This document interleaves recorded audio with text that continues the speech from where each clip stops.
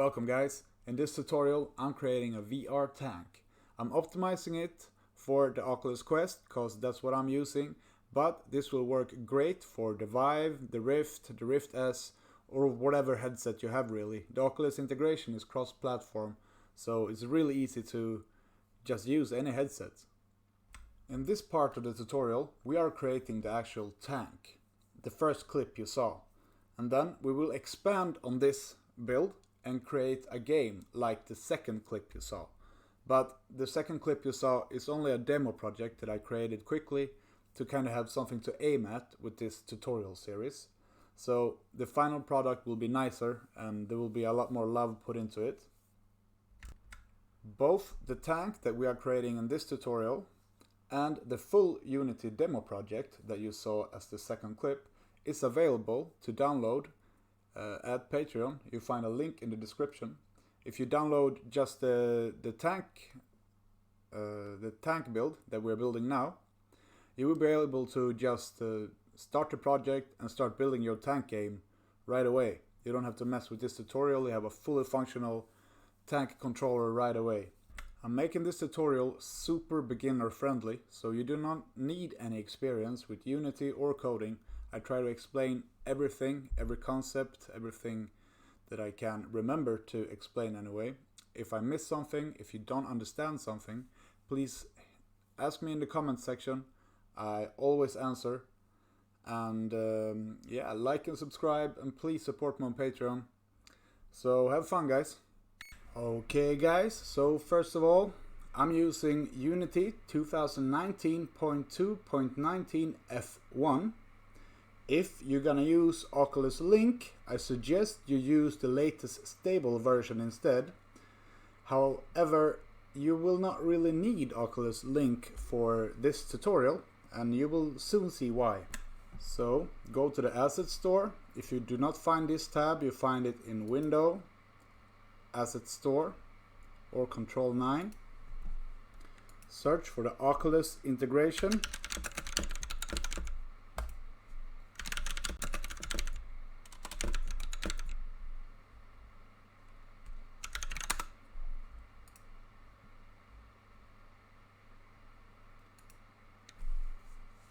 Download and import.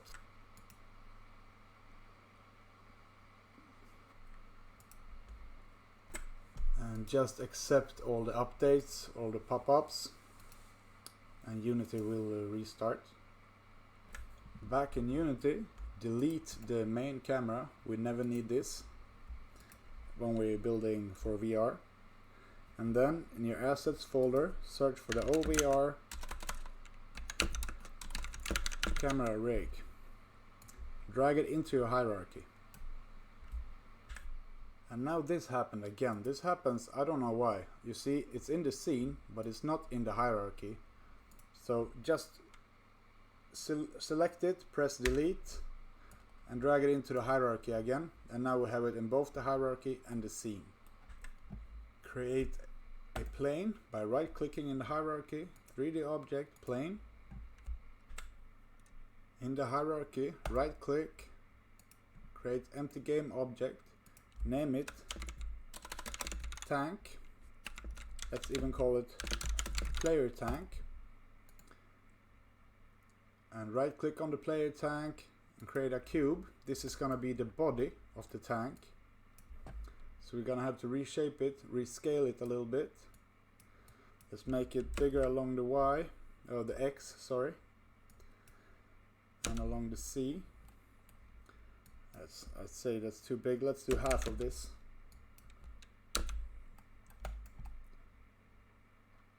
And we can keep the Oculus, the OVR camera rig for scale.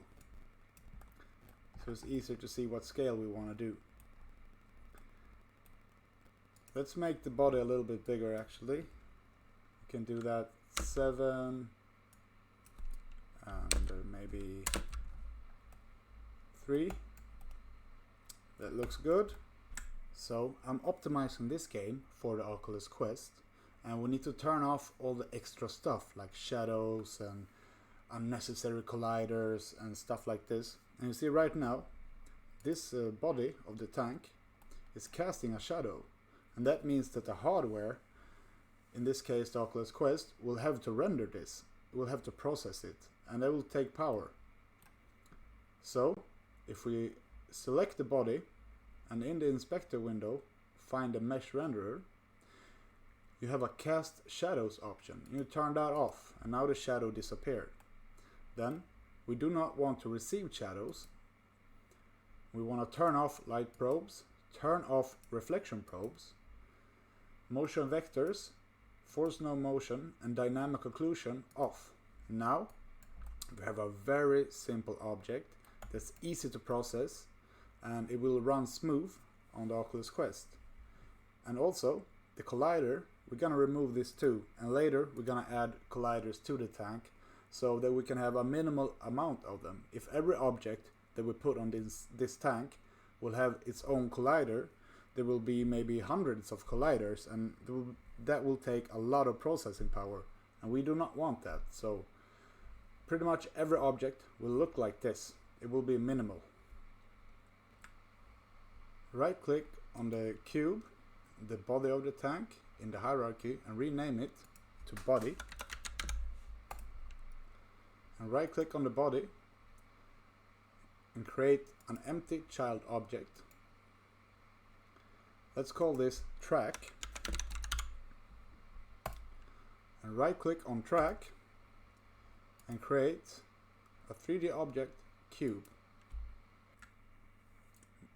Now drag this cube outside the first one, and now we need to rescale this because this will be the upper part of the track. So we do not want it to be this thick,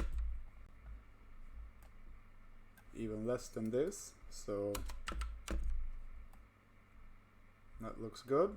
And then blue is always C, red is always X, green is always Y, and we want to shrink this on the C. So let's try this. It's a little bit too big, I think. Oops. 2 looks good to me. Now place this around the body. We can make it a little bit smaller along the red, aka X.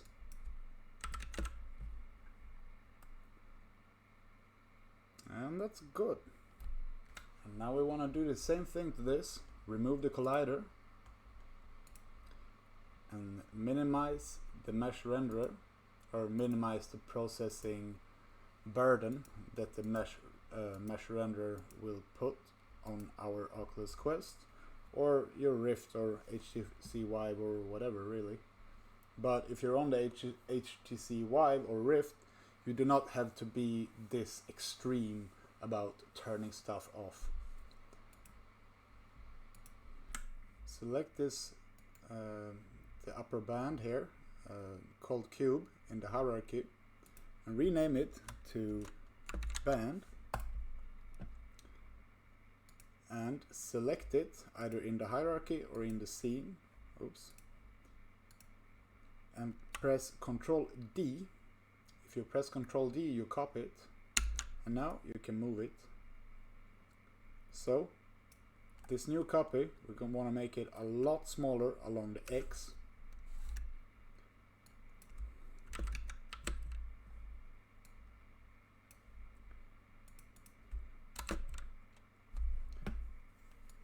And now we want to start create the bend of the band here, or the track. So right click in the hierarchy, 3D object, cylinder, spin it along the X-axis 90 degrees. Oops.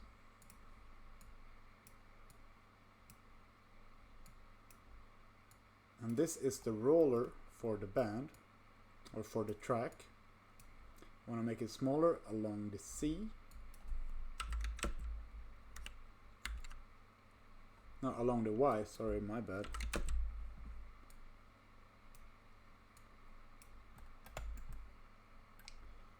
Drag this input into position.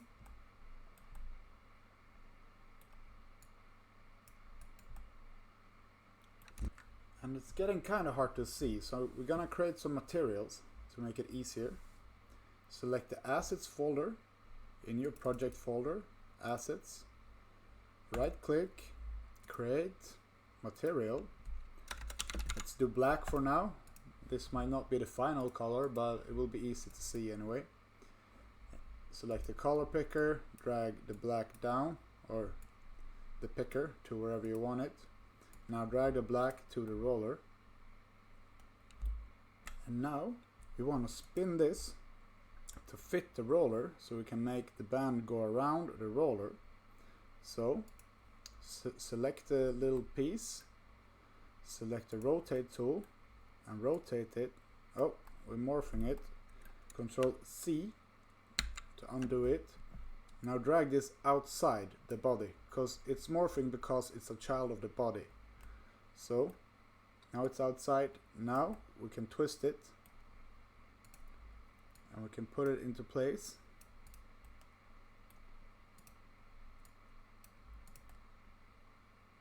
Just like that.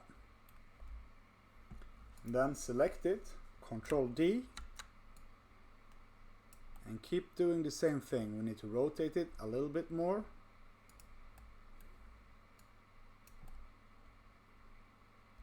And move it down a little bit.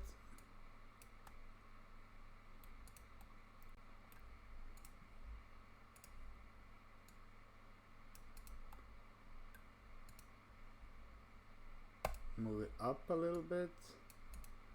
Now just keep doing this. I'm gonna pause and I'm gonna do it because I'm just gonna repeat the same step over and over. Now we made it down to here. Now we want a smaller roller down here because that's how tanks usually are built. So select the first roller, Control D, and move this down.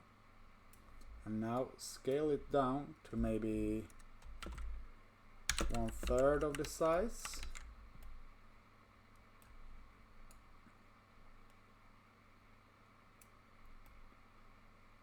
We should select everything. Select the bottom one all the way to the top.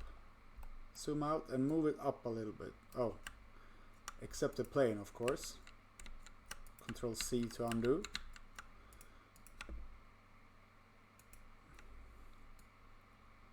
There we go. And I want this to be a little bit bigger. It's too small, I think. Let's do it half the size of the big roller. That looks better. Now you want to keep aiming these towards this point, but now you can make them bigger. You don't have to make them so small. So copy this one, make it longer along the X,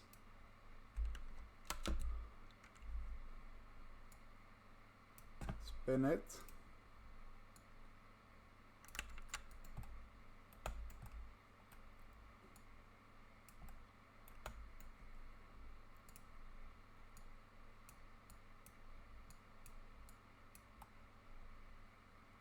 even longer.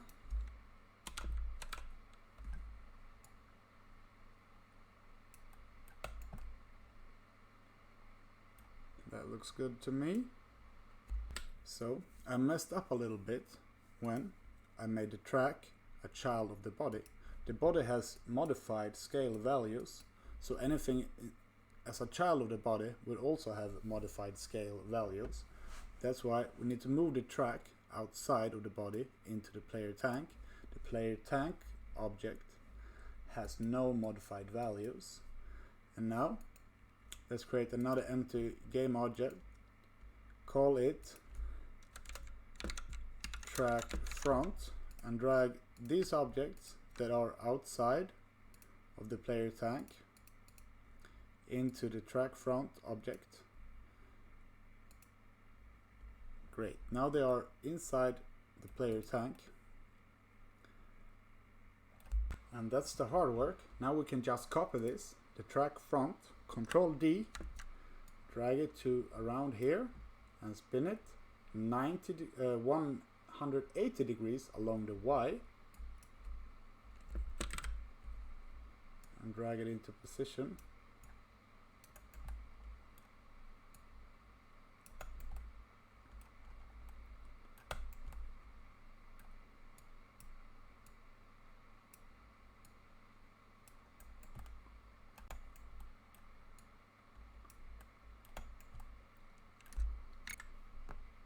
Okay, so you see these green lines when the cylinders are selected. This means that they have colliders, and I have forgotten to remove the colliders and turn off the shadows on the cylinders. So select all of them at the same time, hold Control and click all of them, and then just do the same thing as before, turn everything off and remove the colliders. Select the top band, Control D and drag it down, and then resize it to fit this space, so smaller along the X.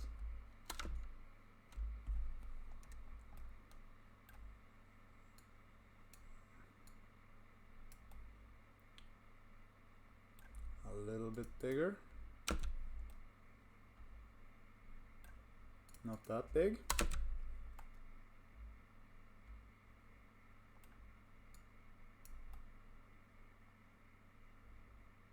And that's good enough.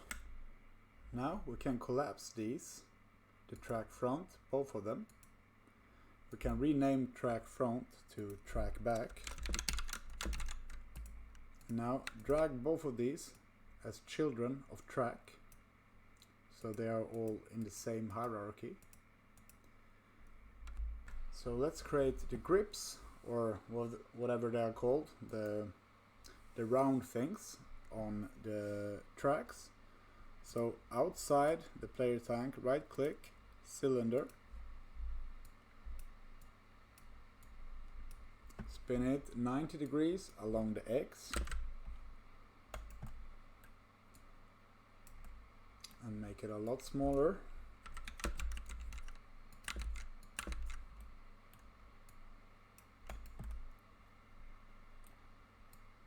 A little bit longer.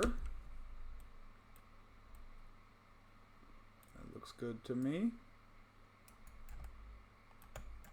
And now just Control D and drag, Control D and drag, and then select all of them, hold Control and click,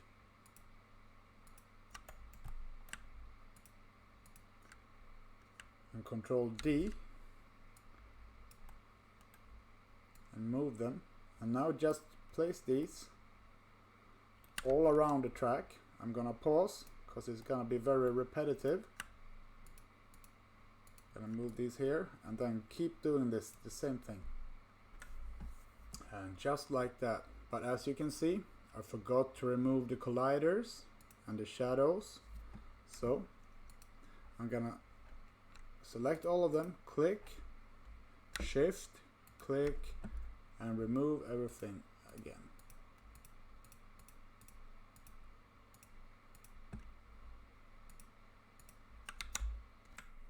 Create the empty game object inside your tank, call it grips.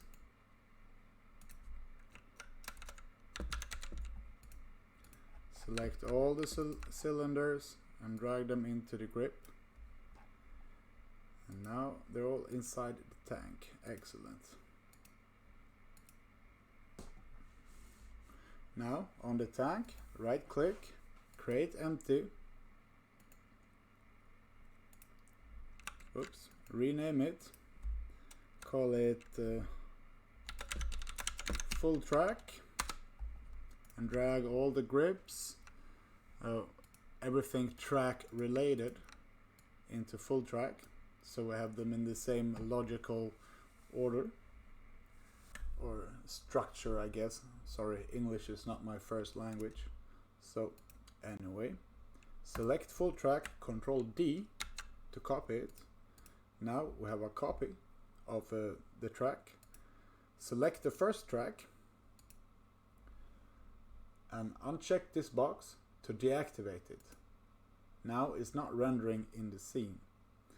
And now, when we have the new, we only have the new copy, select the new copy and start moving the rollers just a little bit forward.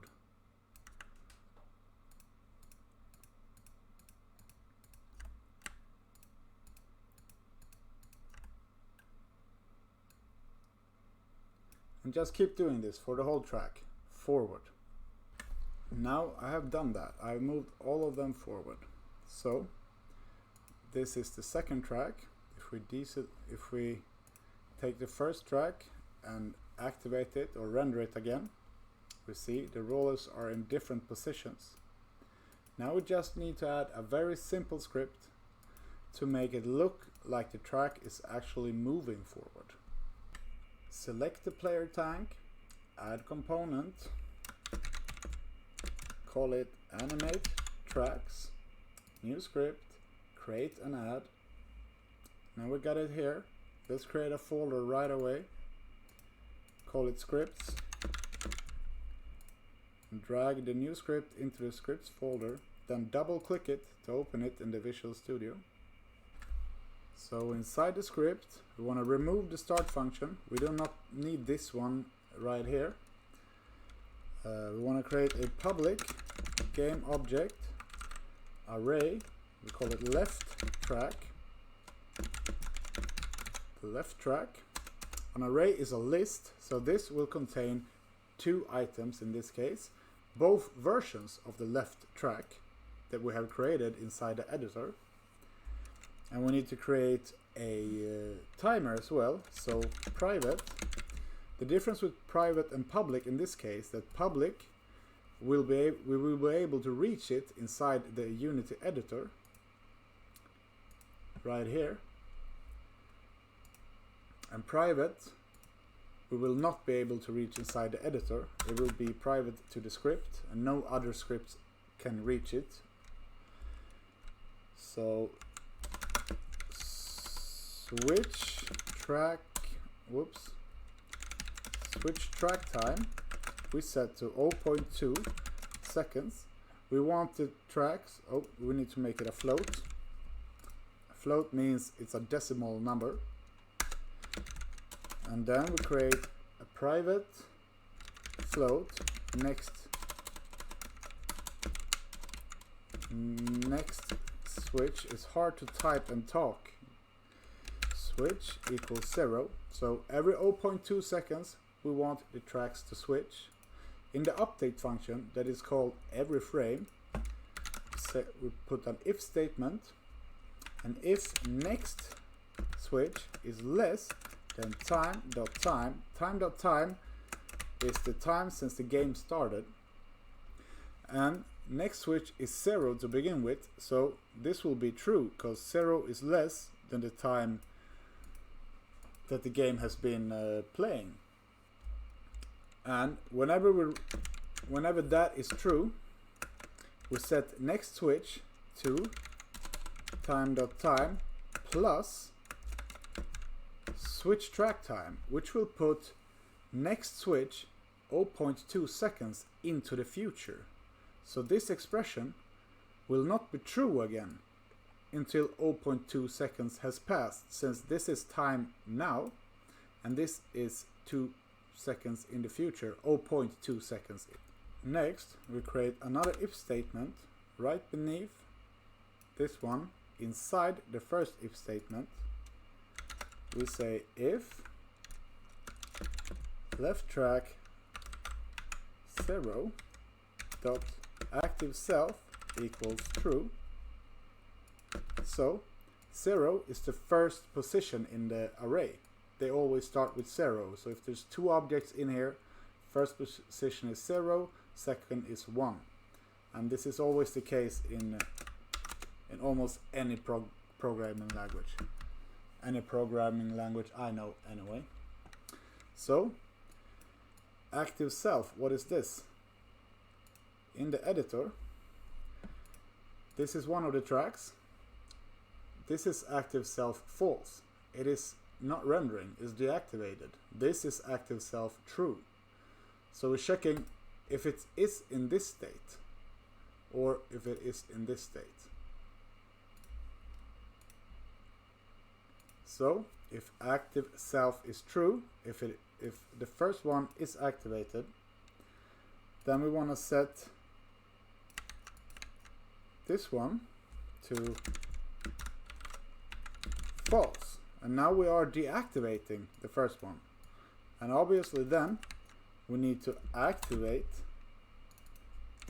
the second one. So this will turn off the first one and activate the second one. Basically, if it's like this, it will do this, but a lot faster, so it looks like it's moving. Then we add else if. So if the second track is activated, then we want to do the complete opposite. We want to deactivate the first one, and we want to activate. We want to deactivate the second one and activate the first one. I just realized we shouldn't call this the left track. We just call it track. It's stupid. So select left track at the top, hold Alt, Shift, and hit dot until you have selected all of them, and then type track. Control S to save, or file, save all. I never do this. I always hit Control S. Control S or Control Shift S. Now, back in the Unity editor, we need to let the editor know we need to apply this game object to the array. And since this is public, if we go to the editor, select the player tank, now we have this. And this is the array. You see it says track, and we have an optional size.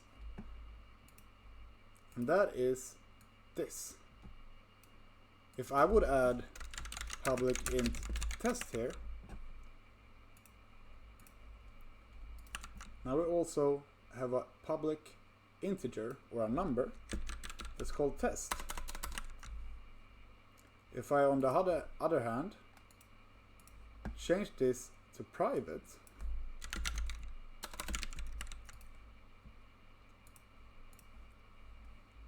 it is not visible here. And it is very useful to know. So, remove that, go to the editor, select both the tracks, select the player tank, hit the little lock icon, so the inspector do not switch when we select another object. See, the player tank is still in the inspector. Select both the tracks, drag them into the track, and now we have populated the array in the script, and we should be able to just hit play and see the simulated movement. So click the play button, and now you're in the game view. You're looking through the OVR camera rig, but hit scene view and you get it from the side, and look at that, it looks great. If you wonder why my screen is green here, that's because any changes you do right now while you're in play mode, they will not be permanent. I can do all this, and then I stop the play mode, and they are all reversed. That's why I have set my color of the editor to change when I hit play, so I don't accidentally do changes and think they are permanent. So to get this behavior, you do edit, preferences, select colors, and under general play mode tint, you select whatever color you like, and that will change like it does for me. I just realized we want more rollers. We want some rollers in the middle and maybe one on the top. So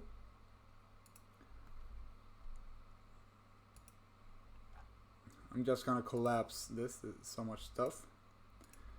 I'm gonna make both the tracks visible. Let's see here. I'm still at the player tank. That's because I'd never unlocked it. So, and this is a common thing you mess up with, because you think you select the full track and you try to do this and weird shit happens. So we need to hit the little lock icon, and now we're at the full track again. So copy the first one, copy a cylinder, move it, copy it and move it again. Then copy this one and move it up. That looks good. So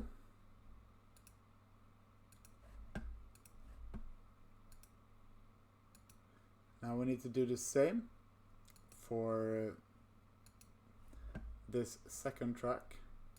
So select one, Control D, move it, and you can use this to see you put them in the same spot. Oops. Oh, sorry, there. Select the other track. I should really have done this before. This is not the best way to do it, obviously.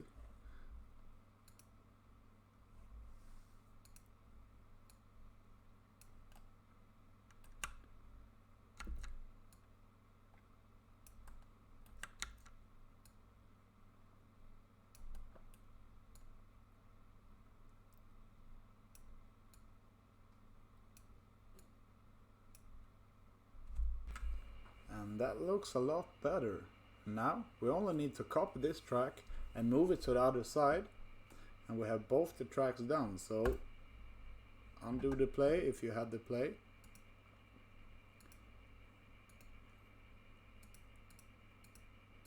Let's put both of these inside another game object. I realize my naming is stupid now, but I'm gonna call this full track as well.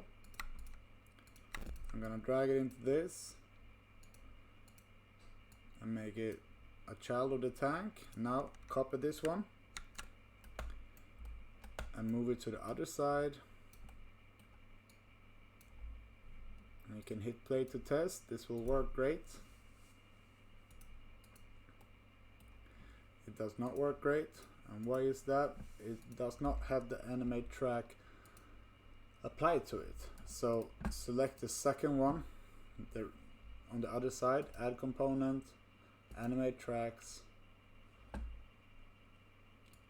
open this, the new one, select both of them. You want to drag it in, but I forgot to lock.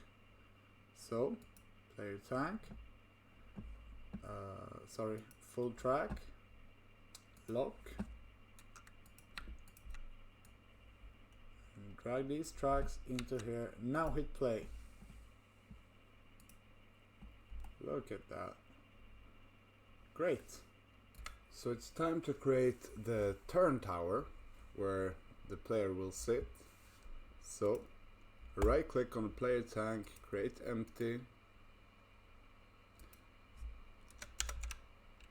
name it turn tower. And as a child of turn tower, create a cube, move it up and rescale it. We want this to be the outer walls. Oops, it's still locked.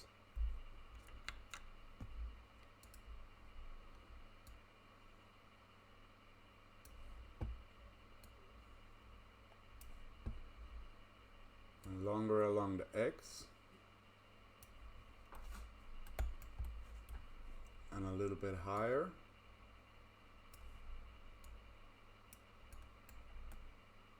Then copy this, Control D, drag the copy to the other side, copy it again, drag the copy to the middle and spin it along the X, 90 degrees.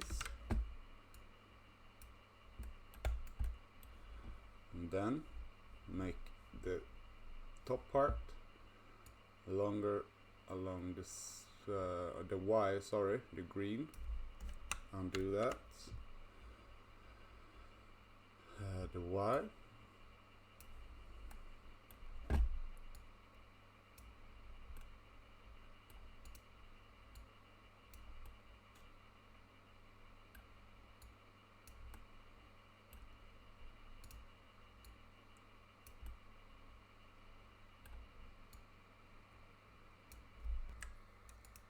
Then copy the top part and drag it down.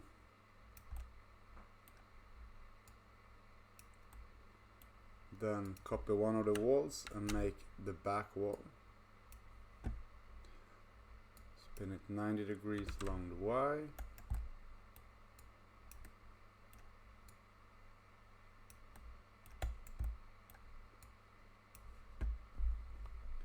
Make it smaller along the X.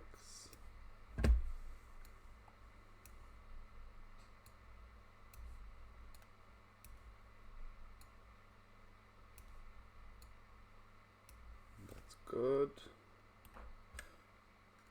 Then Control D to copy the back wall and drag it to the front and make it shorter, so scale it down on the Y and drag it down, and then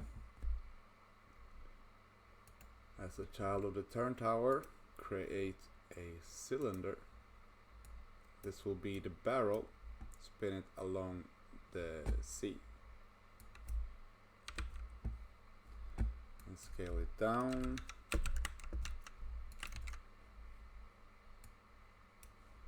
Maybe a little bit bigger, and then longer. Not that long, not that long either.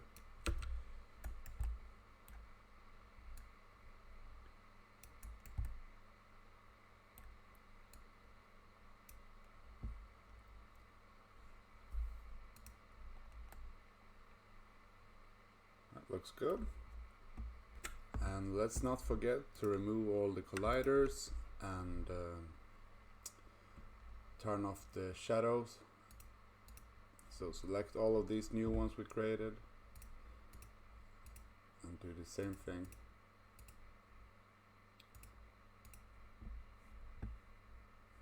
Now I'm not getting the collider here, so I'm gonna have to select them one by one instead.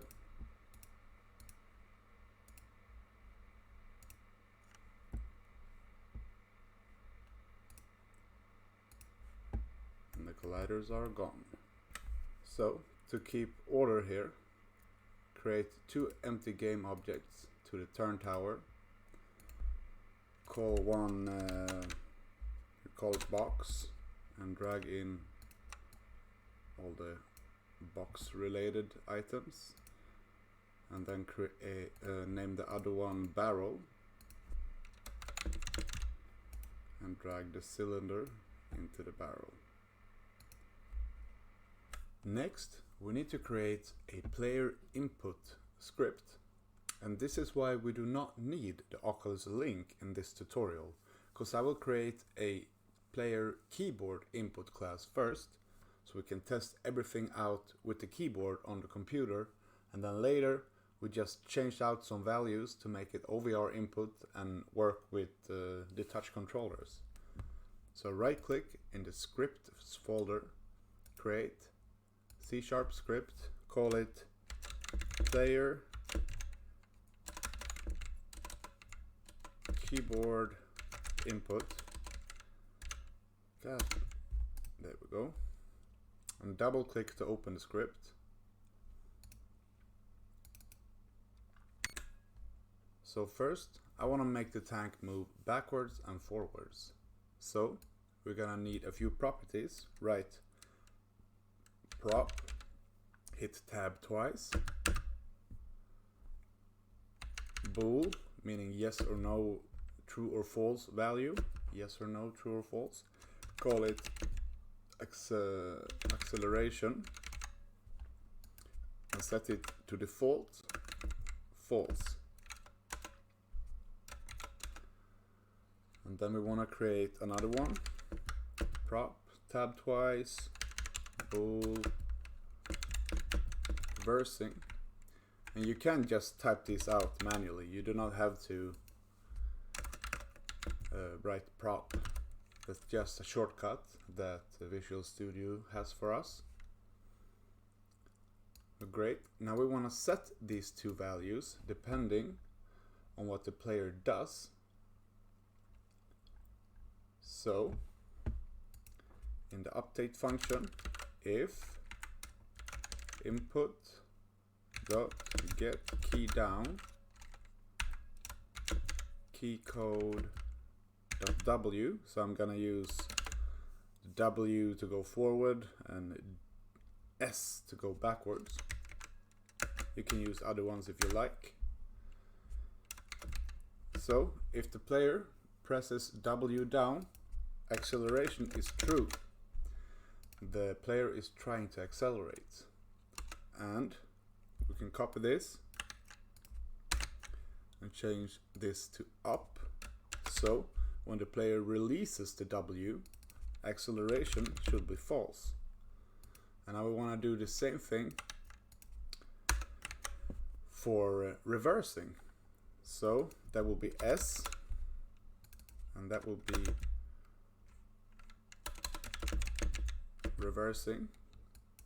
So key down S, reversing is true. Copy this. If key up S, if the player releases S, reversing is false. And now we can just select all of these if statements, hit Alt, Enter, extract method, and call it drive tank. So every frame this method will be called, and every frame we will check if the player is hitting any of these buttons. And that's it for this script for now. We will extend this to do all the other movements as well, but we start here. So now we want to create a drive tank class, or maybe a tank controller. Let's call it tank controller, and double click to open it.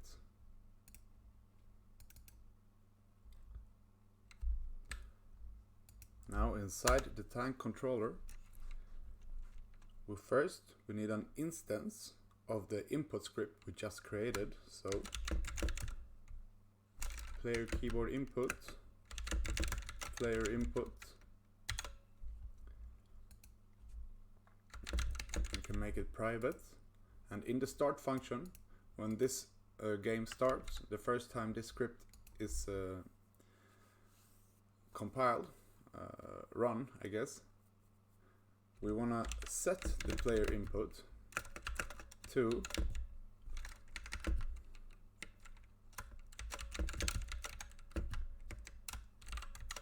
so as long as we have a player keyboard input appended or added to the same object that we have the tank controller at the tank, we will find the player keyboard input and set player keyboard input to this value, to this script. Then in the update function, we want to create the moving backwards and forwards. So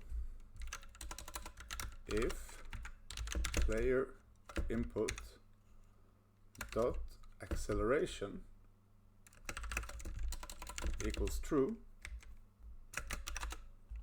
and player input dot acceleration is this one, player keyboard input dot acceleration. If this is true, that's only when the W is held down.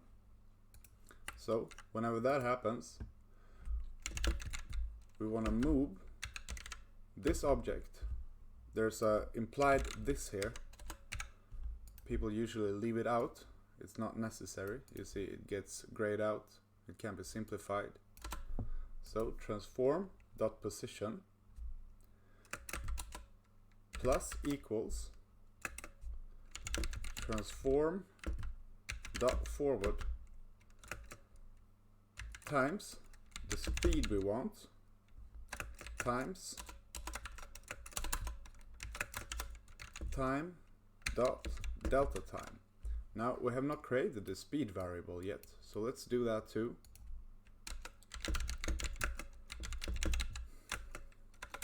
Private float speed equals 10. I have no idea what value we should use. Anyway, the transform.position in this case, or in every case,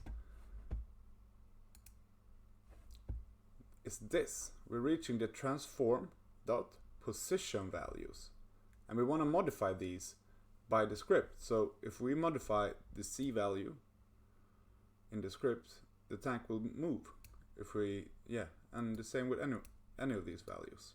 So this is what we're gonna do in the script. We're gonna modify it.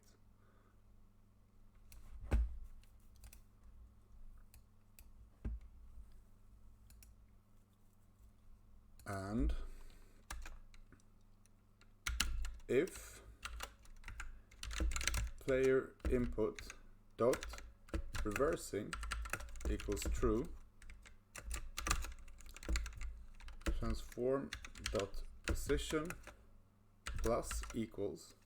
This plus equals really means it's a shorter way of doing this. Transform dot position will equal current transform dot position plus transform dot forward, and just the same thing here. So instead of doing this part, people usually just add a plus here to make it shorter. But now this is forward as well. We want to do the opposite of forward, so we just put a minus sign here. That means this will be backward.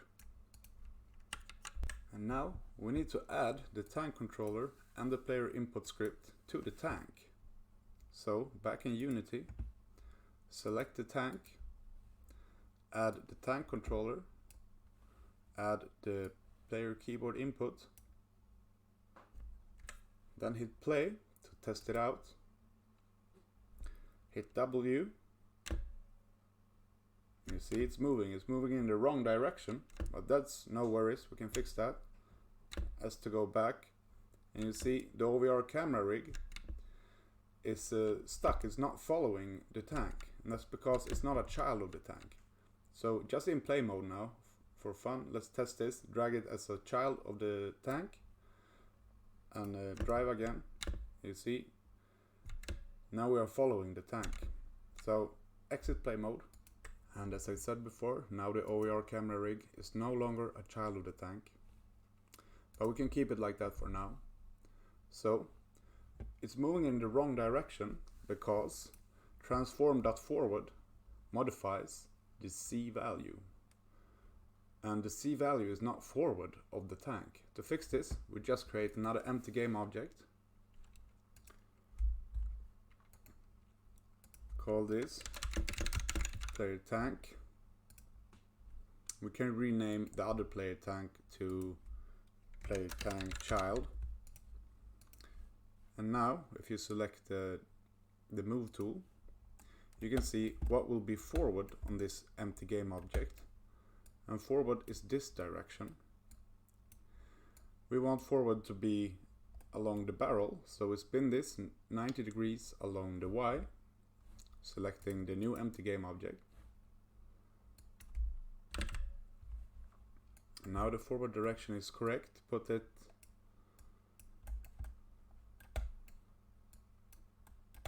at the tank, and now drag the tank as a child of this new player tank object. Great. So you see the forward of the old tank is here, but the forward now will be here. We just need to move the scripts away from the original tank and add them to the player tank object instead. Tank controller, player keyboard input and hit play. And then hit W. And you see it's moving in the right direction. I'm gonna move away the camera rig a little bit so we can see better. See, it looks great. And you can switch between game and scene view like this. If you want to test stuff out and modify, you go to scene, and now you cannot control the tank, but you go to game and you can control it. So let's make the tank turn. Open up the player keyboard input, and in the update function, oh, we first need to create the properties, of course. So prop, tab twice, bool, tab to move between these, tab again, and now call it turn left, set it to false by default, so when the script compiles and starts, everything will be false and we will not move or turn. So turn left, I'm just gonna copy this and call it turn right. There we go. And in the update function, let's do if, I'm just gonna copy this, it's quicker.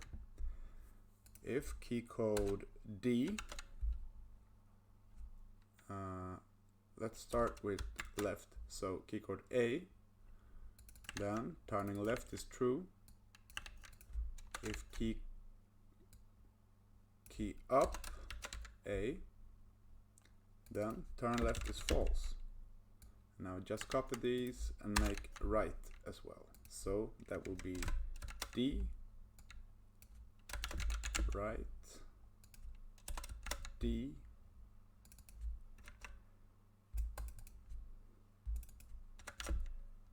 oops, turn right. Head over to the tank controller and under these do if player input dot turn left is true, then we want to rotate the tank left. So then we do transform dot rotate 0 along the X. So this will be X, Y, X, Y, Z. And we don't want to rotate it along the X axis. We want to rotate it along the Y axis and not along the Z. So we can leave these two at 0, and this is what we want to modify. So let's do turn speed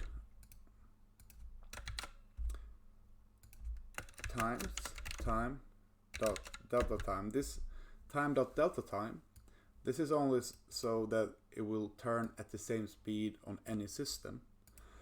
Because if you have a very fast computer and you do not do these, the frames will be faster and the turn speed will be quicker. So that's why we smooth it out with delta time and make it turn in the same speed on any system. Now you can copy this, call it turn speed, and actually I want a capital letter at the beginning of all of these. That's just how I usually do it, so that was annoying.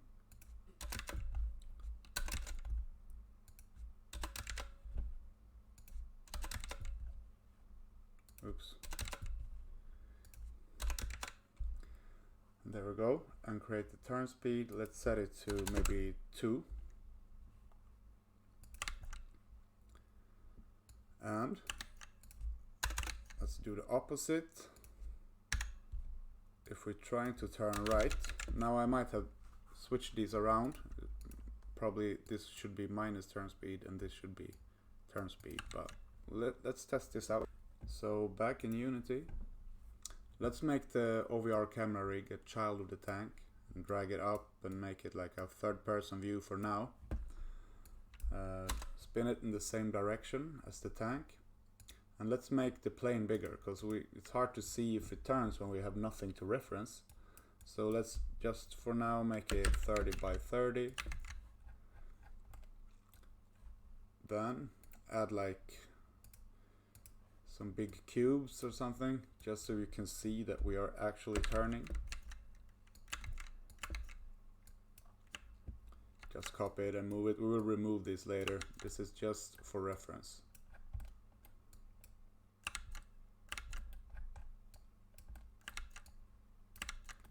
Alright, so hit play.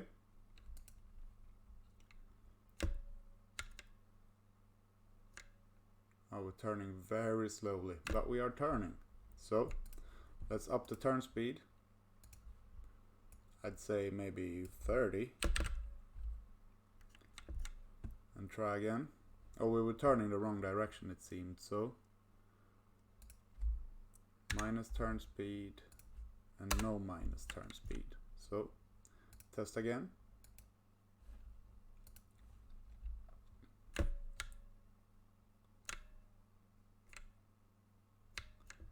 And it's kind of hard to see that we move. Oh, there we go. Yeah, that works.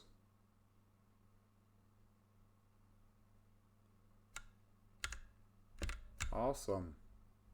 So I want to add some colors for testing purposes, so it will be easier to see everything. So in your assets folder, you can drag the black material to the plane and then create like a red maybe for the cubes.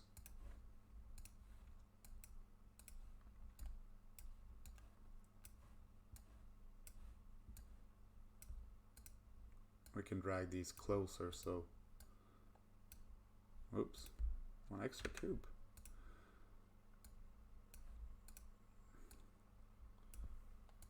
And if you play again now, this will look, yeah, nice. Next, we want to make the tower turn independently of the tank. So open up the player keyboard input, create a new prop, bool, tower turn left equals false by default, and the same thing with turn right. Now these ones I like to keep them in the separate methods, so select all of the if statements for turning, Alt, Enter, or Control dot, I think do the same thing. I'm gonna test Control dot, yes. Hit extract method, name it turn tank. And now if, I'm gonna copy this, it's faster. If key down, I'm gonna turn the tower on P. So then we have turn left is true. If the player releases P, then make it false. Now do the same thing. Oops, false with not a capital F. And I want to turn it left on O. P, O. This is supposed to be O. Turn left is O, turn right is P.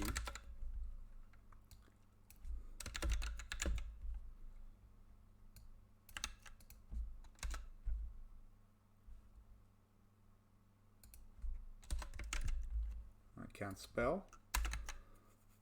And there we go. If he releases P, then turning right is false. And now we can do the same thing here. Select them, Alt, Enter, extract method, turn,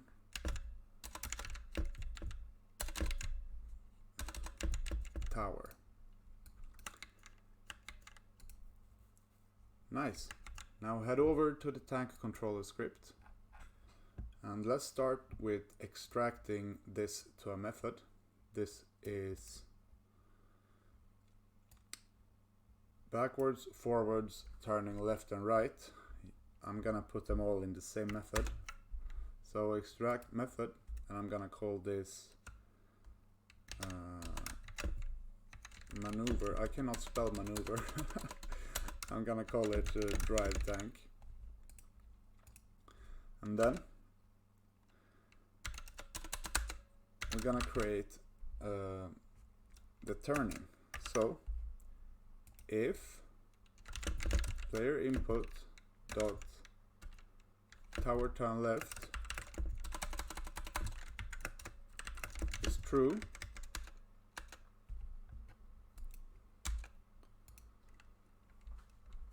then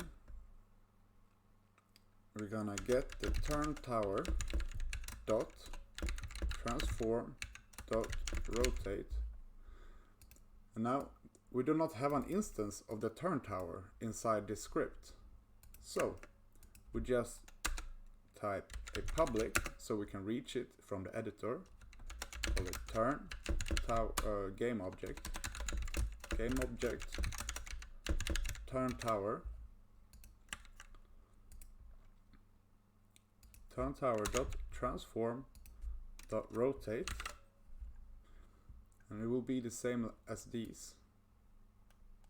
We can pretty much copy it, and now when we only write transform, when we only write it like this, it's this does transform, so wherever this script is applied, which is the tank, but we want to reach the transform property of something else. So then we have to reference another object and reach that object's transform. So in this case we have the turn tower, and then we will reach this transform instead. And if we rotate these along the Y, the turn tower will turn. So back in the script,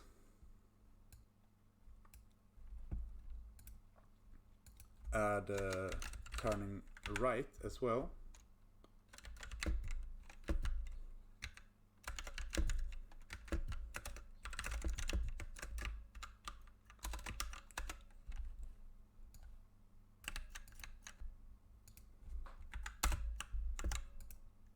There we go. Back in Unity, we need to let the script know what is the turn tower, because if we just start now, we'll get a null reference exception when we try to turn. See here, the variable turn tower of tank controller has not been assigned. So go to the player tank, and since we made the turn tower public, we can reach it in here. Lock, find the turn tower and drag it to the turn tower slot. Now you can hit play. So that's P, and this is O. Awesome. That works as expected. So what's left for the player controlling the tank is moving the barrel up and down and firing. So open up the player keyboard input, add 3 properties: prop, bool, move barrel up,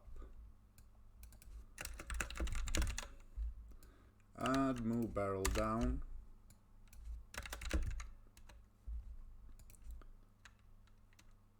and cannon fire. I'm calling it cannon fire and not fire because maybe we want to add machine gun fire as well. So just to keep it separated, I'm calling it cannon fire. In the update function,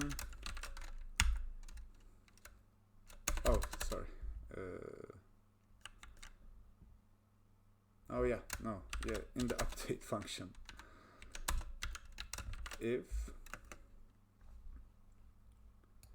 I'm just gonna copy this again to make it quicker, and I want to move the barrel on up on I.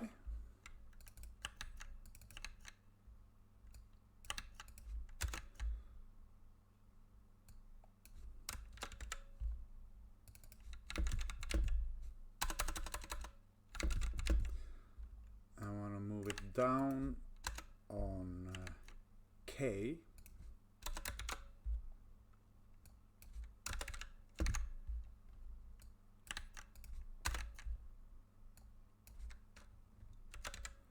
So let's extract these to move barrel. Now back in the tank controller, we can start by extracting these if statements to its own method. Alt enter as usual, extract method. Let's call it turn tower. And then if player input dot move barrel up equals true. You could also, instead of always doing equals true, you could do it like this, and I see many people do, but I'm trying to keep it very simple, so I always do this for you guys. But usually I just do this, and this means if this is true, and then if you add this, what are these called in English? I do not know. If you add this, this means if move barrel is false, but I'm gonna keep doing this. So if move barrel up is true, then barrel dot transform dot rotate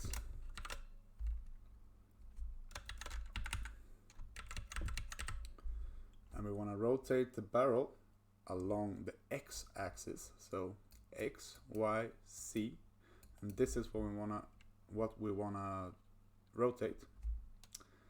So turn speed times time dot delta time, but we do not have a barrel in here yet, so let's do that.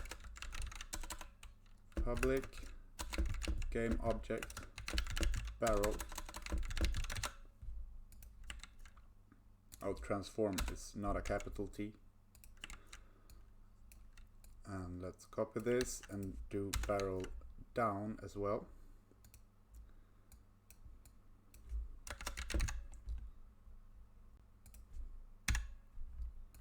So now back in Unity, we want to add the barrel to the barrel slot in the tank controller script, and we're still locked on the player tank, so we can just drag the barrel into the barrel slot and press play. We will have a bug now, but we will fix that in a second. So if I press I, you see the barrel is moving, but the pivot point is completely wrong and the rotation is wrong as well, but we're moving it anyway, and that's part one. So to fix this, let's take the cylinder, which is the barrel. We can name it barrel cylinder, and move this outside of the barrel. And now we need to fix this, because this is the game object that we are manipulating. We want to put this wherever we want the turn to happen. So we want it around right there. And you see right now we are rotating it in the script along the x-axis, and that's the red one. So this will only turn the barrel around like this and it will not have any effect. So either we can rotate this or just change the script to modify the Z-axis instead. So I'm gonna do that. First, we're gonna make the barrel cylinder a child of the barrel again. Go back into the script. And right here, change this. So we do not want to modify the X-axis, we want to modify the Z. And same thing here. 0 on the X and this on the Z. And let's play and test this. So I for up, great, and K for down. Oh, it's not stopping. It's working, but I missed something in the player input script. Let's check. And there we have it. I never turn it to false. So if you did this as well, change it to false on key up. Play it again.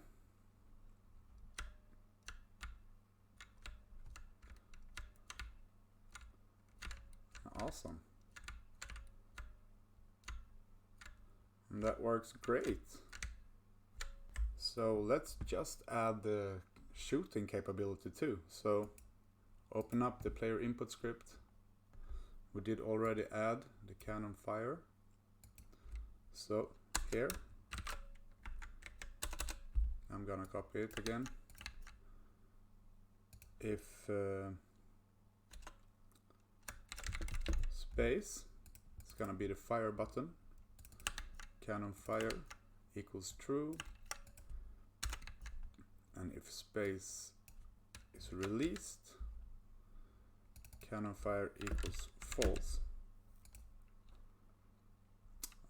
We might not, we do not need the false actually, because we only want it to fire once. Anyway, so we might add it later. Let's do this now. Alt Enter, call it fire cannon. Oh no, yeah, let's add false too. The player needs to release it before he can shoot again, else he can just hold it down and he will fire continuously. So we added that over to the tank controller.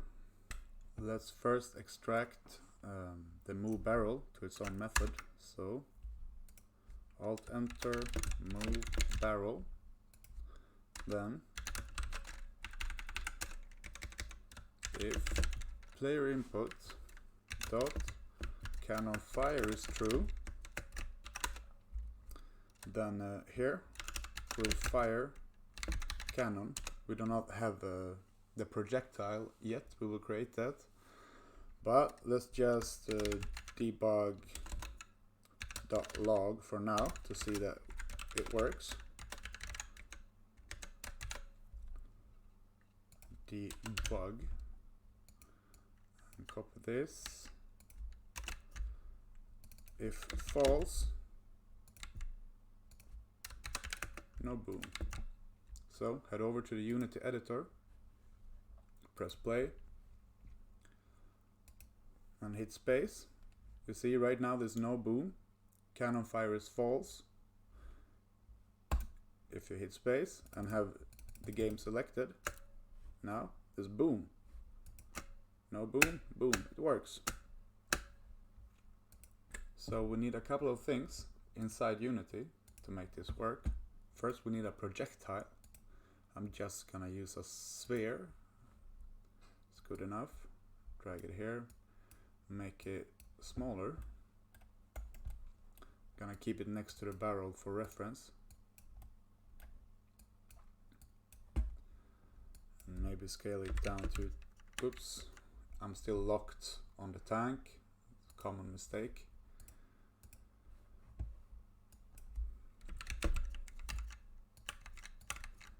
Maybe 20%, it's a little bit small. Let's make it 30 instead.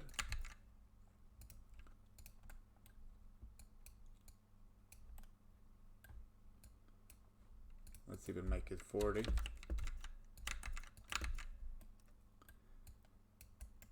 That's okay. It doesn't really matter to me that it's bigger than the barrel. If you don't like that, you can make it smaller. Let's call this projectile. And let's make it black. So assets folder and use the black we already have. Great. Let's add, remember to turn this stuff off.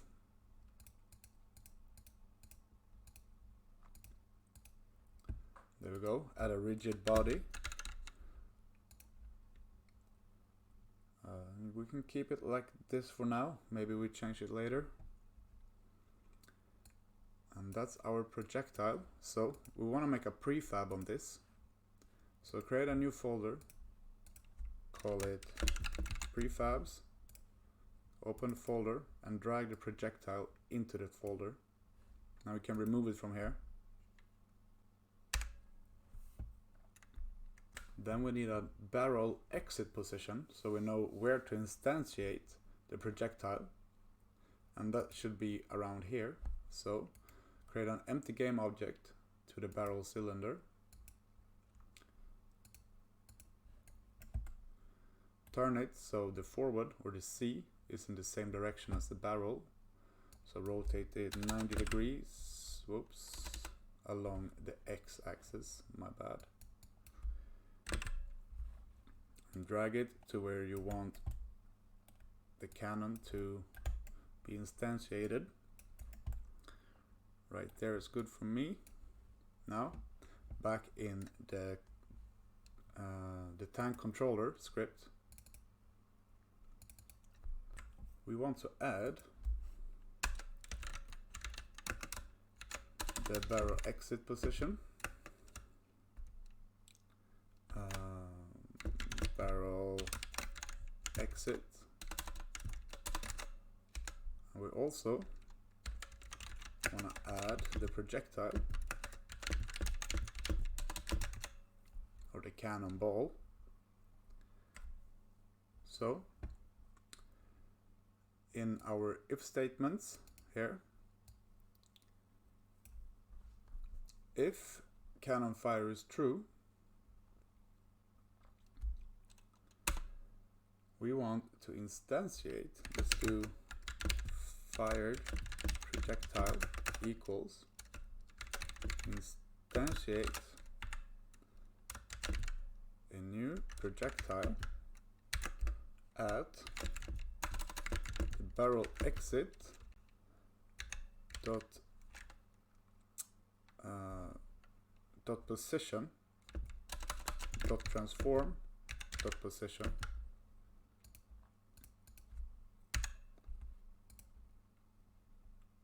And we also want to rotate it as the barrel exit dot transform dot rotation, so it will have the same rotation as the barrel exit.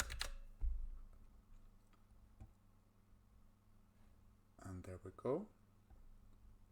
Now we want to get the rigid body component of the projectile, so projectile dot get component, the rigid body, and the rigid body is like the physics object, the physics property in Unity. So rigid body dot velocity equals barrel exit transform dot transform direction new vector 3. And we want to add force to this along the C, so projectile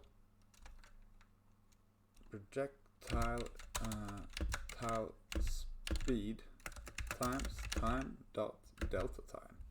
Now we need to create the projectile speed variable as well.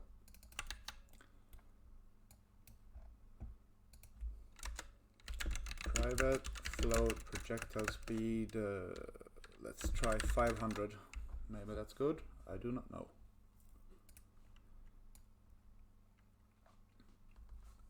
And we also want to destroy the fired projectile after a while, so it doesn't stay too long in the game and take up unnecessary space.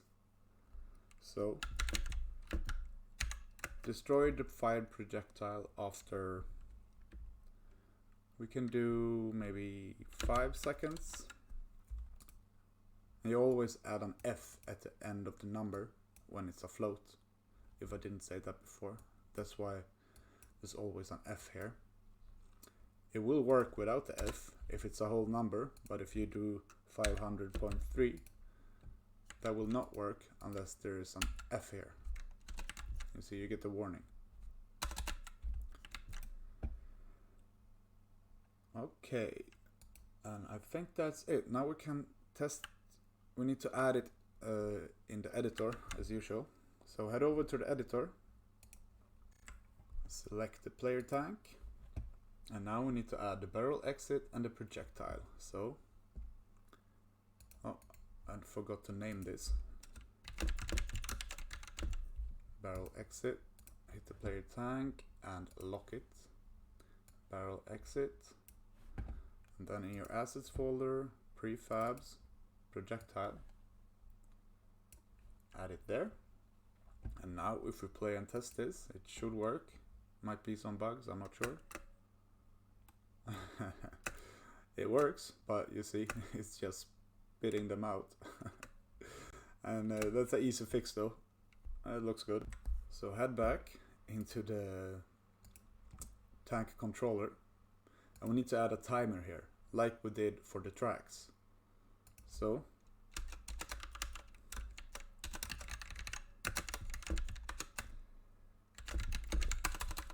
private float Canon timer equals 2, so 2 seconds we will need between Canon fires. Float next Canon equals 0, and this will use the exact same logic as before, saying that if next Canon is less than time, then set the next Canon to be time plus Canon timer. So this will put next Canon 2 seconds in the future, and 2 seconds in the future next Canon will be smaller than time again, and it will allow another fire. Let's also make the projectile speed a lot bigger, maybe 2000, because it was not very powerful that last time we test. Back in the Unity editor, we can hit play to test. So see, it takes 2 seconds before we can shoot again. It's still way too weak. I think we can turn off the gravity on the projectile. There's no need for it to fall like this.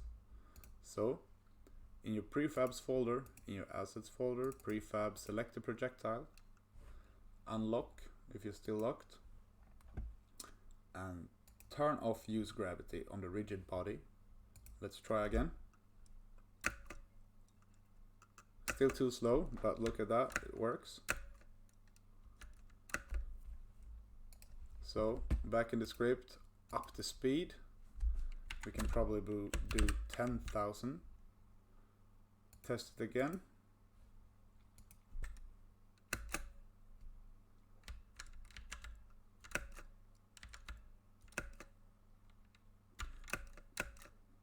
It looks good.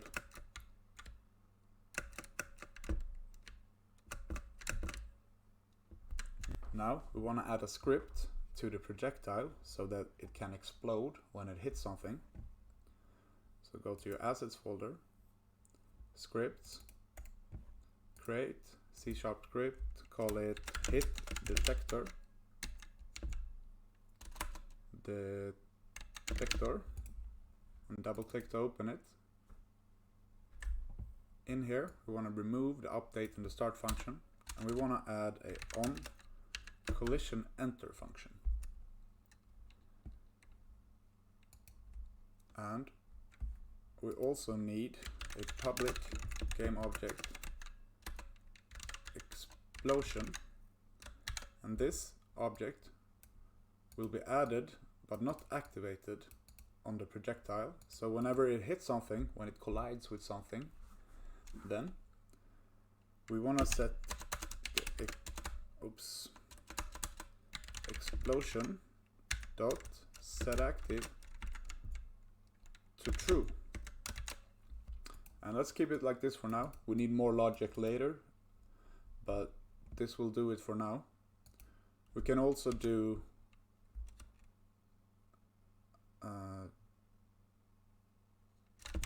destroy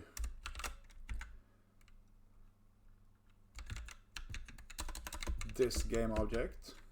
We do not need this as usual, but we're gonna use it anyway right now. And maybe after 5 seconds we wanna destroy the projectile after it has hit something. Now I'm gonna remove the this. It's implied. So destroy this game object after 5 seconds whenever it hit another collider. Okay, now back in Unity, we need to find some explosions. And we could make them ourselves, but it's gonna take a lot of time, and this video is getting long enough. So search for, in the asset store, low poly explosion. So low poly means it has a low number of polygons, which means it's easier to render. It takes less processing power. So sort by low. And there's nothing 3 there. Let's try that instead. Nothing 3. Just search for explosion then.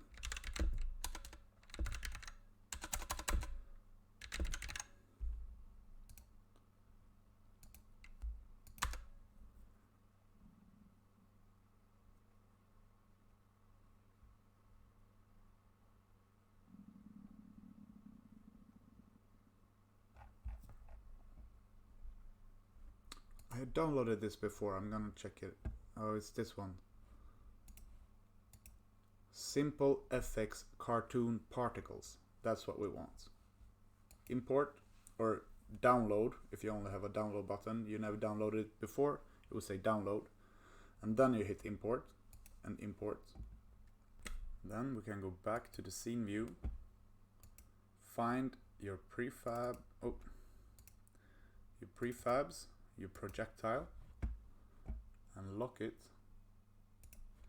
Add the hit detector script. And now we need to add the explosion to the explosion slot. So simple FX prefabs. Let's try this one. Drag it into here. Now hit play and see if it works.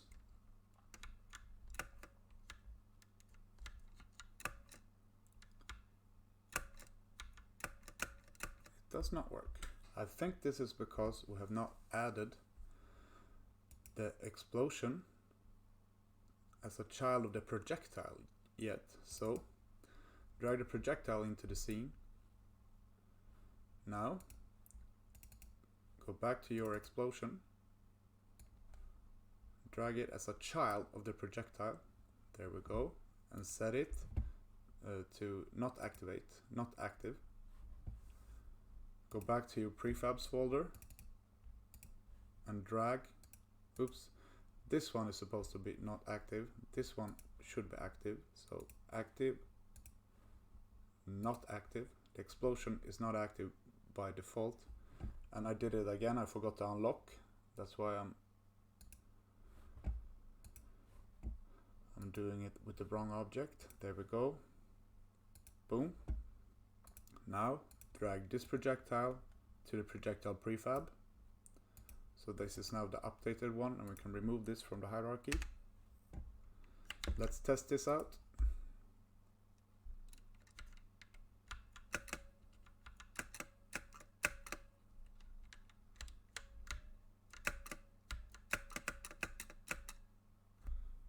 is still not working. I'm gonna figure out why. So I figured it out, guys. It's my bad. You need to go to your prefab, double click on the projectile, and here we have not dragged this explosion. We have dragged the explosion that's in the assets folder. So select the projectile and drag this explosion to here. And if you click this, this should be yellow. Now, if you fire,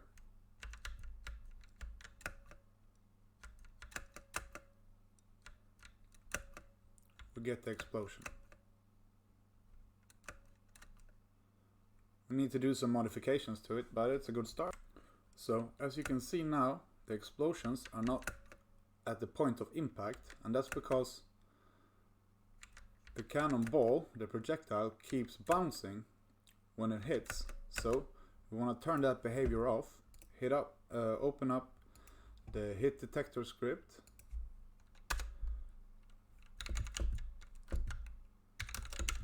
So the game object is the projectile.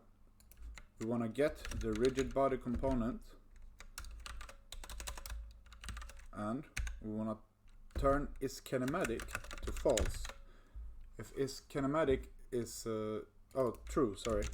If is kinematic is true, it will stop reacting to physics, so it will stop in place. And now the explosion should occur on the point of impact.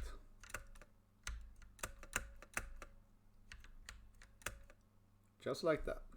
So now there's only a couple of things to do. First of all, I want to turn off the mesh renderer on the plane. It's unnecessary and it takes a lot of processing power. Instead, I'm gonna replace it with a box collider. Just like that. And if you wonder what this tool is, this is the profiler. And this is how I keep track when I do changes. If we start getting huge spikes, then I know that the change I did was not good for performance and I can revert it. However, I will go deeper into this in the next video when we start adding enemy tanks. Right now it doesn't really matter. Next I want to add some kind of smoke effect when we shoot. So I'm gonna use the tire, that's good. What's it called? The tire smoke. We want this to appear whenever we shoot. So drag it as a child of the barrel.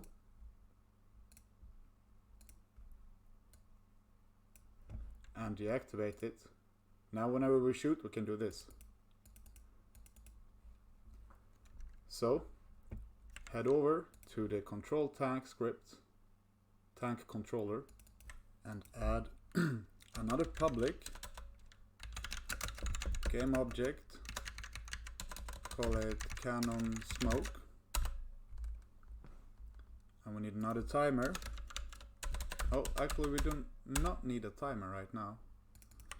So whenever the cannon fires, we want to call a method that we are gonna call create cannon smoke. So whenever we get in here, we will call this method. Let's create it by hitting Alt Enter, generate method. Now if you scroll down, you have the method right here. So when this is called, we want to do cannon smoke, set active, true, and then we want to create another method, call it remove smoke,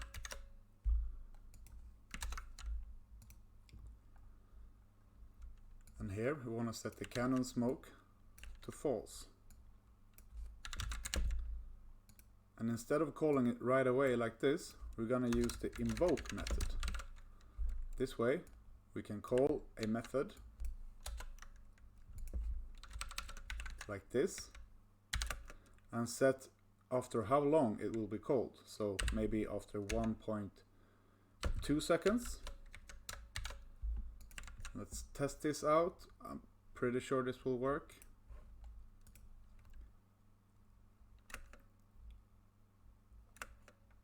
And it does. Let's move it a little bit.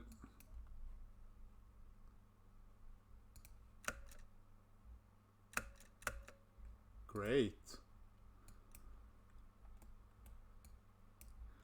Now let's put the OVR camera rig inside the tank.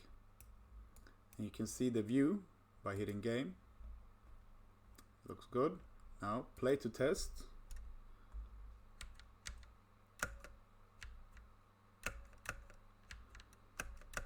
Need to move the smoke a little bit.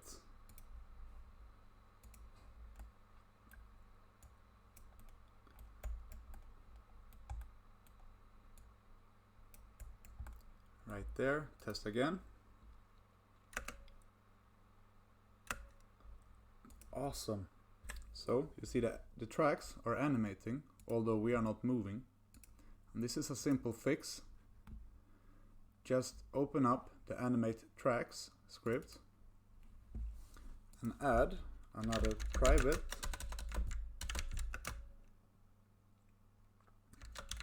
player keyboard input. Call it player input and create a start function.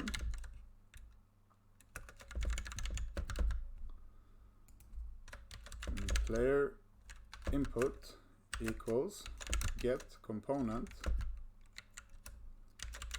player keyboard input, and in here we also want to check if player input dot acceleration is true, or if player input dot reversing equals true. So this is or. If any of these is true, then we want to animate. So now you can take this down and see where we got this. We can remove the animate tracks from the actual track. Move it. And make sure that you have 2 animate tracks on the player tank child instead. Or not on the, remove it from the player tank child as well. Put it at the player tank, because here we got the input script already. So animate tracks, and again animate tracks. Now populate these.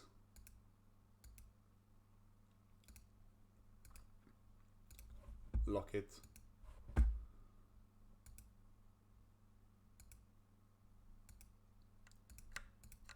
Put this one for one side and this one for the other side. And now we can play and test again. And that's fast. Backwards working, but oh yeah, I see. We need to actually move these 2 statements to a separate if statement. So if any of these are true, then check if this is true. So if you play and test now, this should work.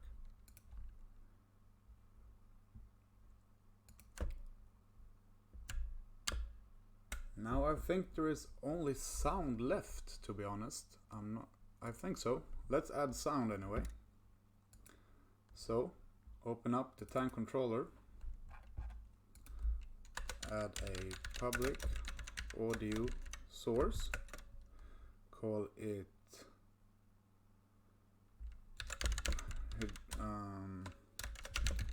yeah, let's call turn tower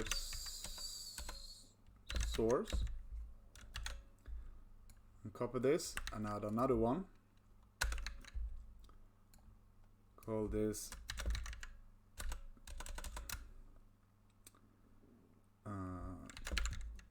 barrel source, and lastly we add cannon source.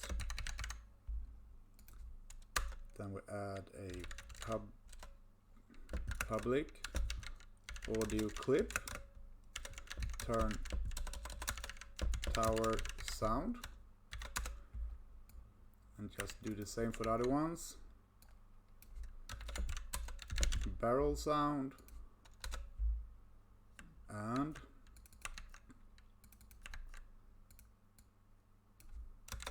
cannon sound.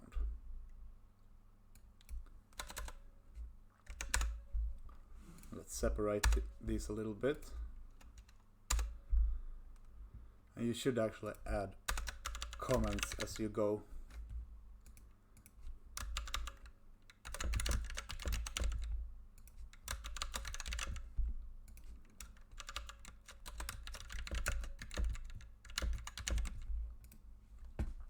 Just like that.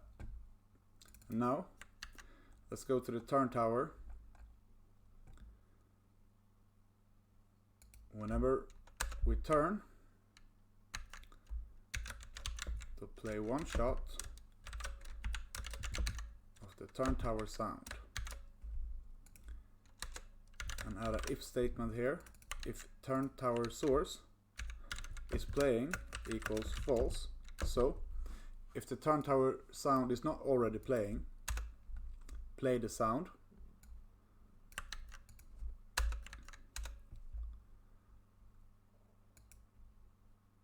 And we should do this too, else.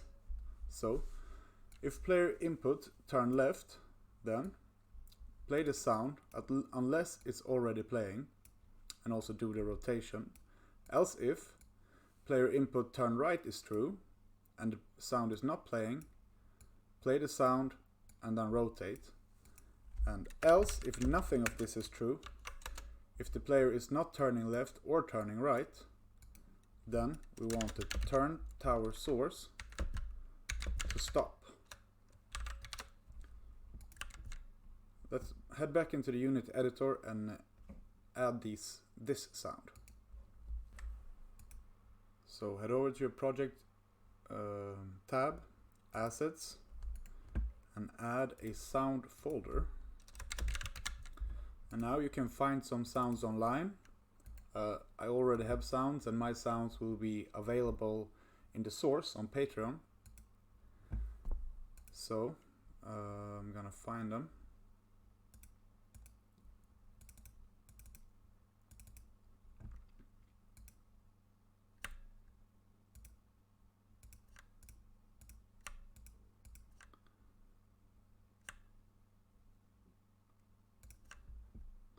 I'm adding all the sounds right away. Great. Now we need to first add one audio source. And this is the player tank. So the player tanks need to be selected. It's locked right now. Audio source. And this will be the turn tower audio source. And then turn tower sound. You drag the turn tower sound to the slot. And let's test if we have any sound.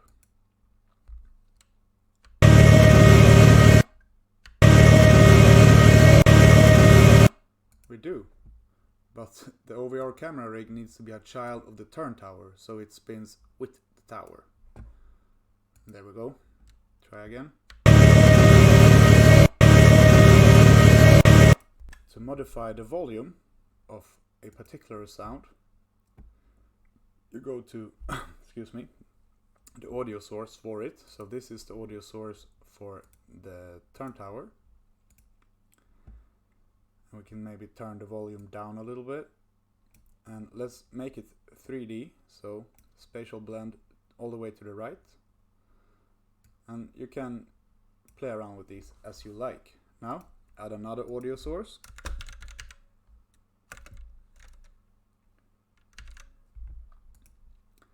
Drag it to the barrel and take the turn tower sound again. I'm gonna use the same sound. You can use different sounds if you like, but I'm gonna use the turn tower sound for the barrel sound, and then head back to the script to add these few lines of code. In the barrel, we want to do the same thing here. First, make this an if-else statement. Add the last else. You can copy this and just change the source. So this will be the barrel source, and this will be the barrel sound. And copy this also in here and down. And here you see I'm not using these, and that's just because if there's only one line, that will work anyway. But I realized that's not beginner friendly, so I'm gonna add the brackets anyway. But you see, it gets kind of messy with so many brackets, and that's why people usually leave them out if there's only one statement inside the if statement. But we'll do this for now. Let's test this out.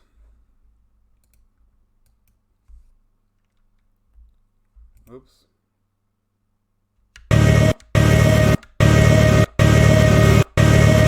Need to move the barrel. That works. Awesome. Now keep doing this. The Canon. Add another source. Audio source. To the Canon. Drag the Canon fire to the Canon sound. Head into the script. Find the Canon fire method. There we go. And this one will be easier. We only have to do Canon source dot play one shot of the Canon sound. And that's all we need, because we only want one boom to play, so we don't have to mess around with it. And now hit play.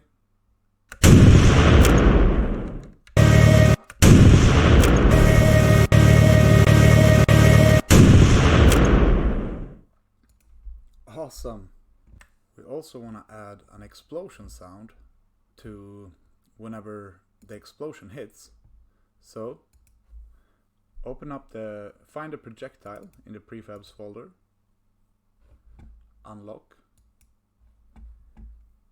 add an audio source, and open up the hit detector script.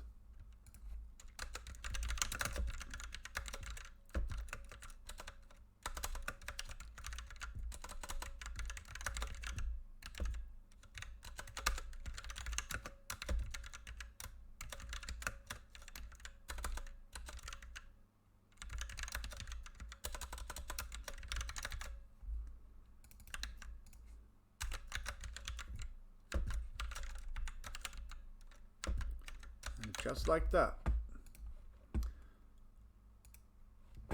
Remember to save. I did, and now it's compiled. Add the source. Find the sound. Oh, I need to lock the prefab. Find the sound. Explosion. And let's test this out.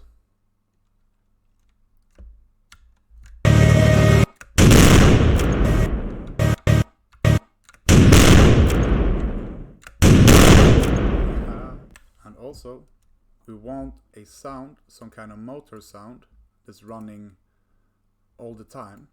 So just create an empty game object, rename it motor sound, select it, unlock if you're still locked, add an audio source, and here we drag in the tank motor sound to the clip slot and check loop. Press plus.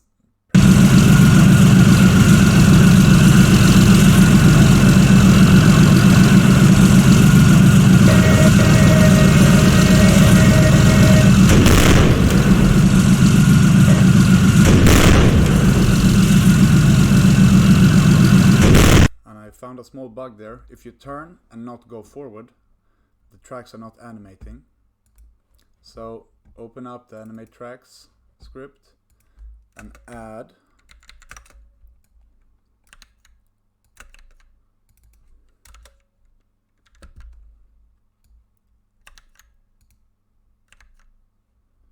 put these on separate lines so it's easier to see.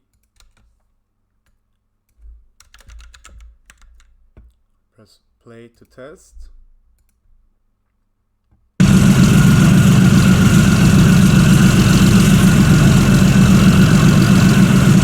And that did not work. What happened?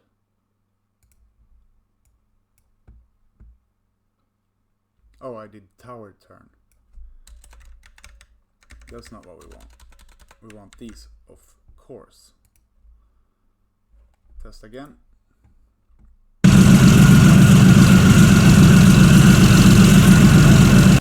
And I mean, you could add the capability to just turn one track when you're turning one way and one track when you're turning the other way. Maybe I should add this. God damn it, we're already up in almost 2 hours, so I will add it. Why not? So open up the Animate Track script, add a public string name of track, make it capital letter. So we want to do this. If we're turning left and, so either if this is true or this is true or this and this is true,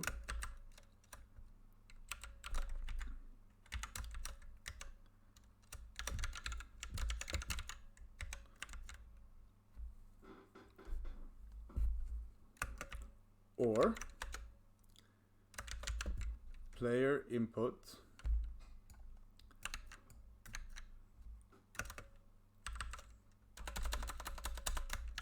right equals true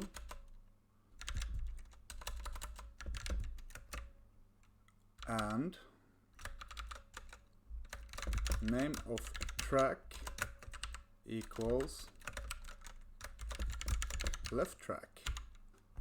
So if either we are going backwards, then this whole statement is true, or if accelerating, if we're doing that, this whole statement is true, or if turning left and name of track is right, then this is true. And if we're turning right and left, name of track is left track, then this is true. That might seem a little bit complicated, but it's not. You will get it sooner or later. Now, add the names here. So we're gonna start calling this the left track and this the right track. Play and test.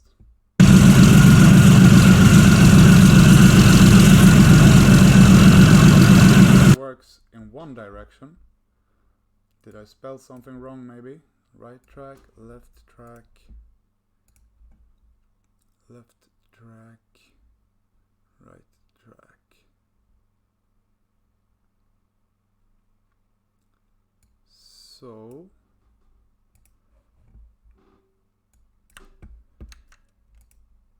this will be case sensitive, so if I messed something up, I cannot see it right now.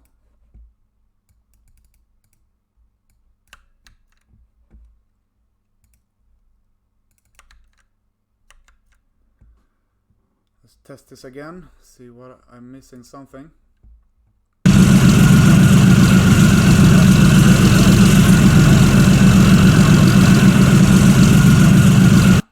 So let's style this tank and make it look nicer, and then we need to fix the player input script. It's quickly done, and then I think we are all finished.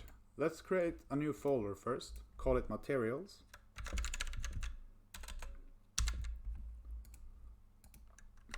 Drag these materials into it and create a new material, call it tank color, or maybe green, whatever you like. Try that one.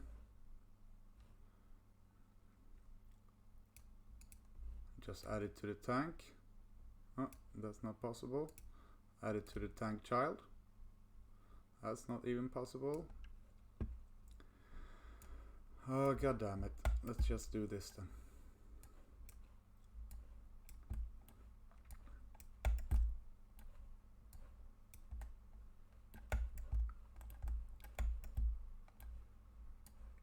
And I want the barrel to be... Let's move the sun out of the way. And the barrel be black. And the tracks, I want to be black. I should not have to do that.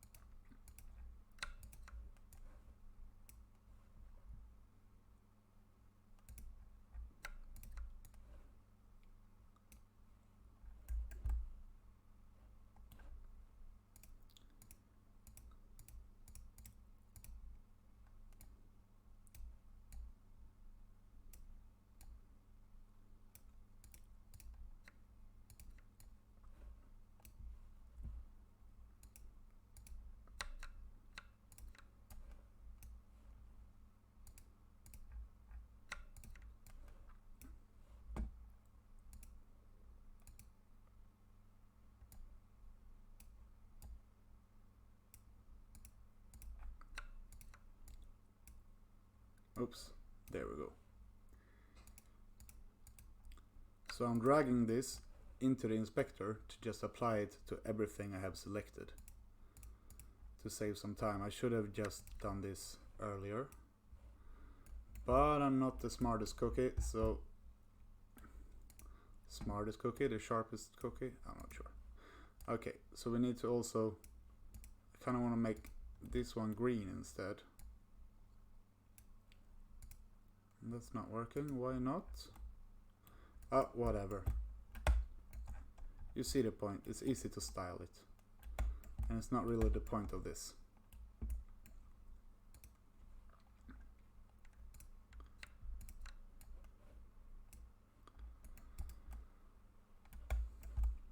And there we go. It's a beautiful tank.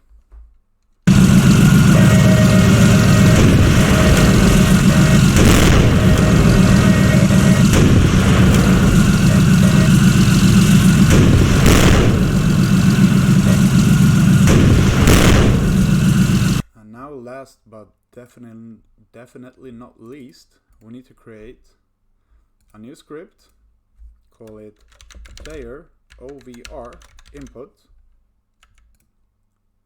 and open it up and just copy the whole keyboard input script from the second most bottom bracket all the way to the top, or the top of the class.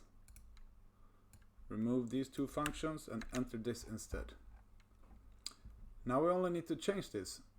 Instead of space to fire,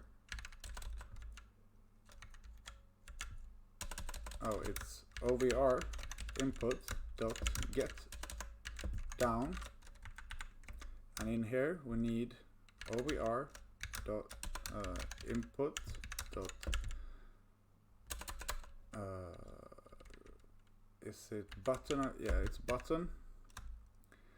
I want to use the primary index trigger, so the normal gun shoot button to fire the gun, and on which controller? Well, we want it to be on the OVR controller right touch. Actually, we can fire on both hands, so just do OR, copy this thing, and change that one to left touch. And we can move this down to make it easier to see. So now it will fire if right touch is pressed down or left touch is pressed down, or the trigger on any of those controllers. And now we can just copy this whole if statement, replace this, and replace this down with up.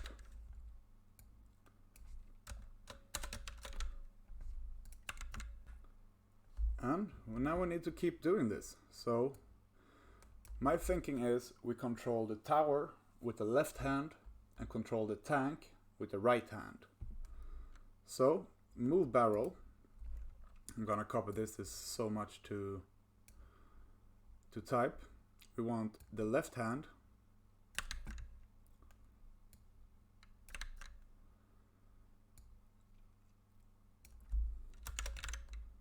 thumbstick up on the left touch, then we move the barrel upwards, and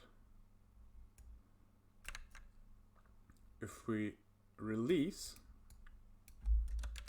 the thumbstick up, then we stop moving the barrel. We copy this for down, thumbstick down,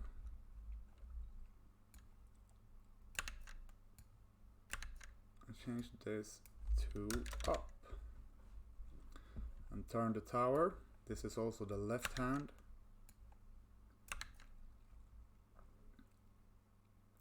Want to turn the tower if the thumbstick go left on the left hand.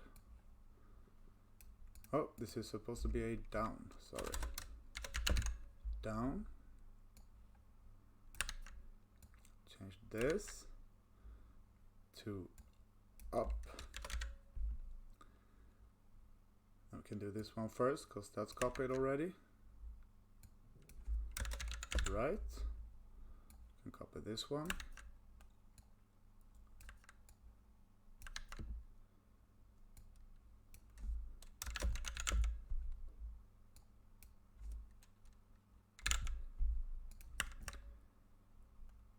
Oops. This is gonna be up, of course. And turn tank, we want this to be the right hand, so change this to the right touch.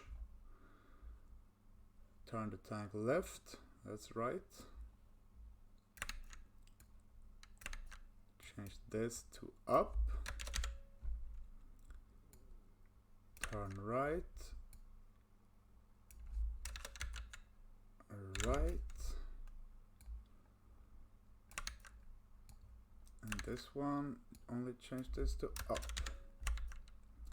And here we go, right tank. Right touch, forward. No, up, sorry.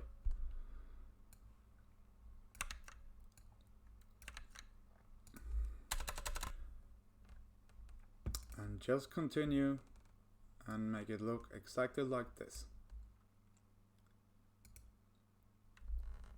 And absolutely last of all, we need to change where we get the player input. Right now we're getting the player keyboard input, and that's not what we want. We want to comment this out and add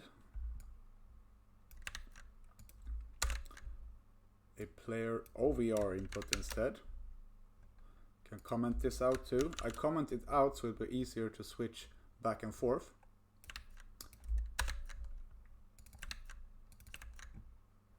Code that's commented out like this does not run, so it's only text at this point. Now this one will work. Head over to the player tank controller, and one more thing, when you see this little star, that means you have not saved and the script will not be updated. So always hit Ctrl S or Ctrl Shift S to save all of your scripts. Now comment this out.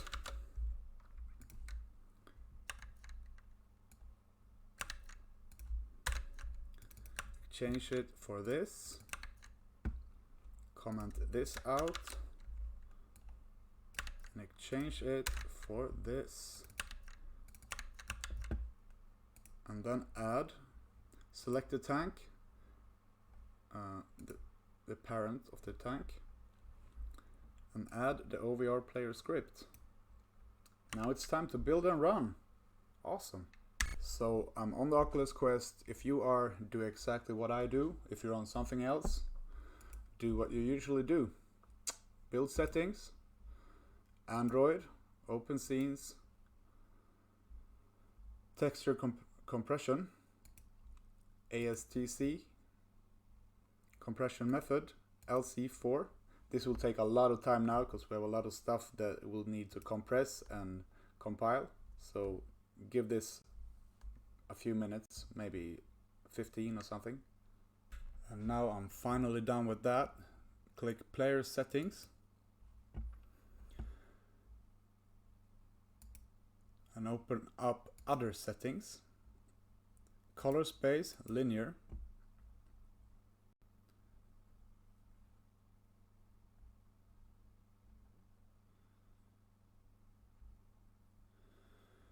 Minimum API level 7, target API level 9 or newer. If you're watching this in the future, you can go for a newer one.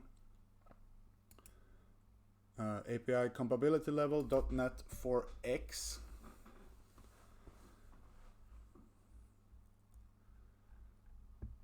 And that's it for that. XR settings.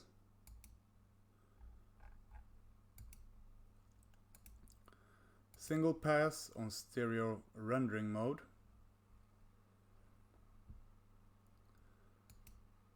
Virtual reality supported, supposed to be checked. Add Oculus.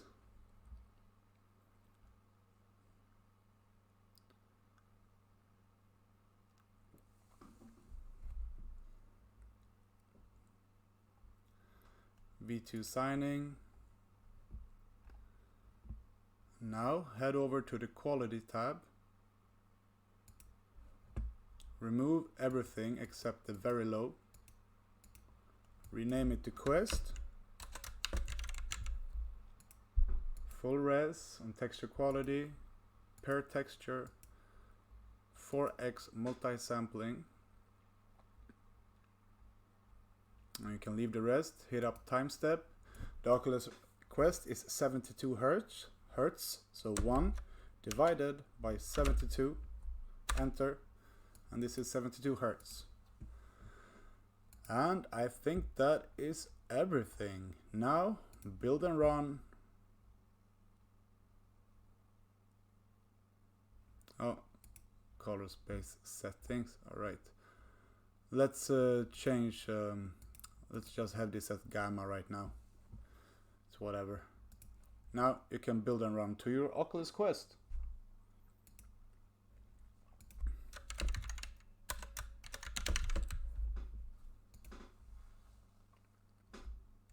So I tested it out inside Oculus Quest and I found a little bug. It's inside the OVR, the player OVR input, and it's the fire cannon that's not correct. This will be primary trigger. Sorry, primary index trigger. Right now it's the grip button. And this is a mistake I do over and over again. So just like that. And one more thing. I think that the barrel moved way too fast. So I'm gonna divide turning speed by 2 where we move the barrel to make it a little less hectic. Remember to save. And now I'm only gonna style this a little bit for the intro video. Very little, just put some stuff in to shoot and maybe a cup of this tank to shoot at. And in the next video, we will keep working this until a full game. We will start adding enemy AIs and point systems and all kinds of stuff. So like and subscribe, guys. And yeah, let me know in the comments if you have any issues. I always answer and I will try to help.